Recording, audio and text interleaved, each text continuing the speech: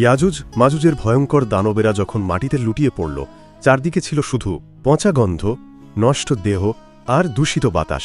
মানুষ তখনও ছিল পাহাড়ে, নামার উপায় নেই। ঈসা আলাইহিসসালাম আল্লাহর কাছে আবার দোয়া করলেন, আর আল্লাহ পাঠালেন বিশাল বিশাল পাখি, যাদের গলা উটের মতো লম্বা। তারা এসে ইয়াজুজ মাজুজের দেহগুলো উঠিয়ে নিয়ে গেল এবং ফেলে দিল যেখানে আল্লাহ ঠিক করেছিলেন। তারপর আল্লাহ আকাশ থেকে এমন বৃষ্টি নামালেন যা পুরো পৃথিবী ধুয়ে দিল। সব পবিত্র হল। আবার এইভাবেই আল্লাহ নিজেই পৃথিবীকে রক্ষা করলেন। মানুষেরা নেমে এলো পাহাড় থেকে। তাদের চোখে ছিল বিস্ময়, চারপাশ পরিষ্কার, ভয় নেই, দানব নেই। তারা সিজদায় পড়ে গেল, এই তো আল্লাহ আমাদের বাঁচিয়ে দিয়েছেন। ঈসা আলাইহিসসালাম তখন মানুষের মাঝে ন্যায় বিচার প্রতিষ্ঠা করলেন। পৃথিবী শান্ত হল, বরকতে ভরে উঠল জমিন। আকাশ এমন বৃষ্টি দিল যা আগে কখনো দেখা যায়নি। গাছপালা, ফলমূল, পশু পাখি সবই ফিরে পেল স্বাভাবিকতা। এই ছিল পৃথিবীর এক অলৌকিক পুনর্জন্ম, আল্লাহর কুদরত আর দয়ায়।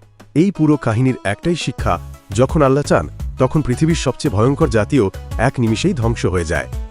ইয়াজুজ মাজুজ ছিল ভয়াবহ, ধ্বংসকারী, মানুষখেকো, কিন্তু শেষ পর্যন্ত আল্লাহর পাঠানো ছোট্ট একটি পোকা তাদের ধ্বংসের জন্য যথেষ্ট ছিল। আল্লাহর শক্তি কারোর সাথে তুলনীয় নয়। তিনিই শুরু করেন, তিনিই শেষ করেন, তিনিই রক্ষা করেন, আর তিনিই ধ্বংস করেন। এই পৃথিবী তাঁরই সৃষ্টি, তাই তিনিই জানেন কখন কি ঘটবে আর কে থাকবে, কে হারিয়ে যাবে।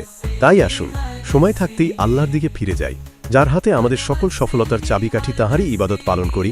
আল্লাহ আমাদের সকলকে তাওফিক দান করুন, আমিন।